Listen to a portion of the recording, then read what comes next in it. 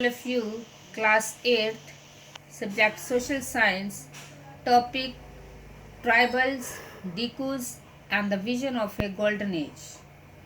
Dear students, इसमें हम first point पढ़ेंगे forest laws and their impact, वन कानून और उनके प्रभाव. The life of tribal groups, as you have seen, was directly connected to the forest.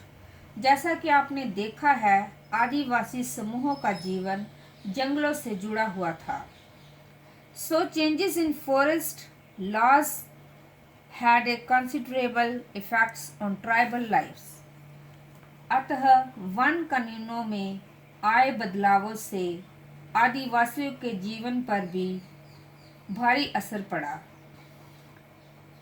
The British extended their control over all forest and declared that forests were state property.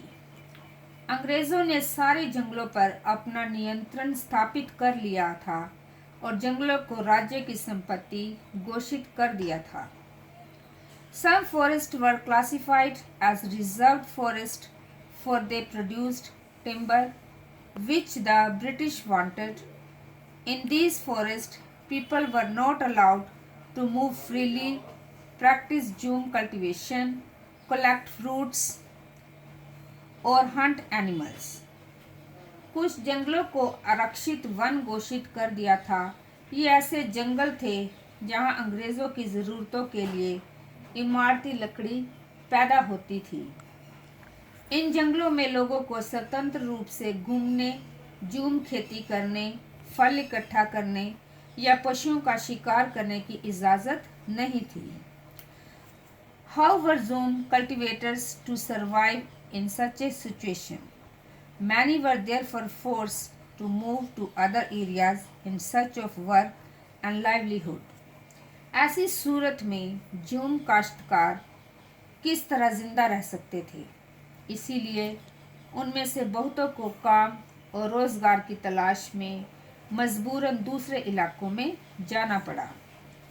But once the British stopped the tribal people from living inside forest, they faced a problem.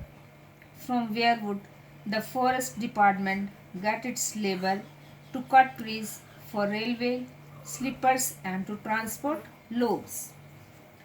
जैसा कि अंग्रेजों ने जंगलों के भीतर आदिवासियों के रहने पर पाबंदी लगा दी, उनके सामने एक समस्या पैदा हो गई. समस्या ये थी कि रेलवे स्लीपर के लिए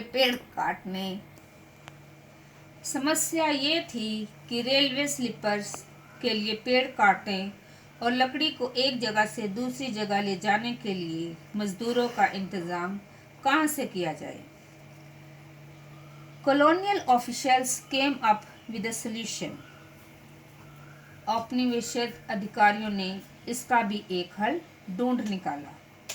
They decided that they would give Jhum cultivators small patches of land in the forest and allow them to cultivate these on the condition that those who live in the villages would have to provide labors to the forest department and look after the forest. उन्होंने तय किया कि झूम काश्तकारों को जंगल में ज़मीन के छोटे टुकड़े दिए जाएंगे और उन्हें वहां खेती करने की भी छूट होगी. बहिष्त गांव में रहने वालों को वन विभाग के लिए मजदूरी करनी होगी और जंगलों की देखभाल करनी होगी. इस तरह बहुत सारे इलाकों में वन विभाग ने सस्ते श्रम की आपूर्ति सुनिश्चित करने के लिए वन गांव बसा दिए.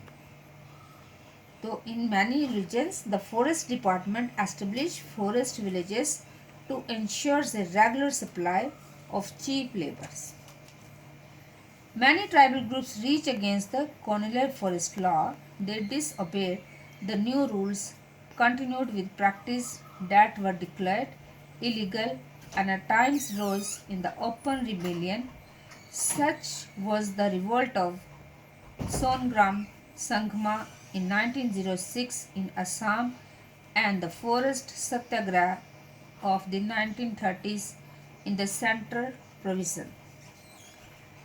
इसके बाद सेकंड पॉइंट है द प्रॉब्लम विथ ट्रेड, व्यापार की समस्या.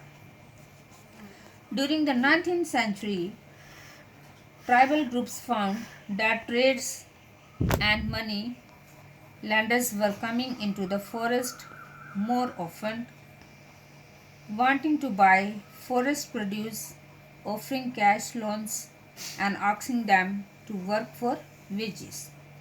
19वीं शताब्दी के दौरान जनजातीय समूहों ने पाया कि व्यापारी और महाजन जंगलों में जल्दी जल्दी आने लगे हैं.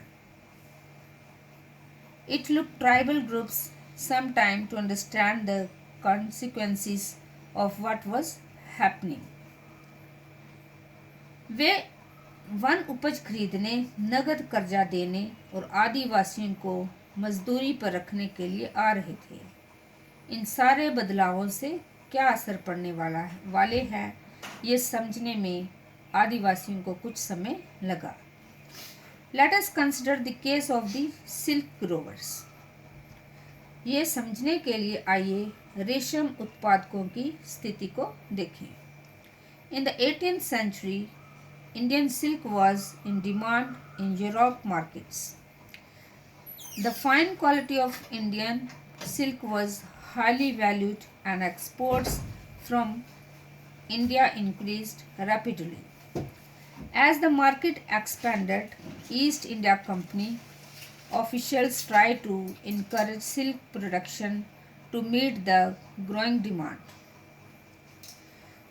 तो ये समझने के लिए आइए रेशम उत्पादों की स्थिति को देखें कि 18वीं सदी में भारतीय रेशम की यूरोपियन बाजारों में भारी मांग थी. भारतीय रेशम की अच्छी गुणवत्ता सबको आकर्षित करती थी और भारत का निर्यात तेजी से बढ़ रहा था. जैसे जैसे बाजार फैला, ईस्ट इंडिया कंपनी के अफसर इस मांग को पूरा करने के लिए रेशम उत्पादन पर जोर देने लगे. Hazaribagh in present day Jharkhand was an area where the Santhals reared cocoons. The traders dealing in silk sent in their agents who gave loans to the tribal people and collected the cocoons. The growers were paid ₹3 to ₹4 for 1,000 cocoons. तो वर्तमान झारखंड में स्थित हजारीबाग के आसपास रहने वाले संथाल रेशम के कीड़े पालते थे. रेशम के व्यापारी अपने एजेंटों को बेचकर आदिवासियों को कर्ज देते थे और उनके कृति कोषों को इकट्ठा कर लेते थे. 1000 कृति कोषों के लिए 3 या 4 रुपए मिलते थे. तो प्यारे बच्चों, आज मैं आपको होमवर्क दूंगी. तो होमवर्क ब्लैक बोर्ड पर लिखा हुआ है, इसको आपने कॉपी पे उतारना है और याद करना है. Question number 1, why were some forest classified as reserved forest? इसका आंसर है these forest produced timber which the British wanted. Thank you and have a nice day.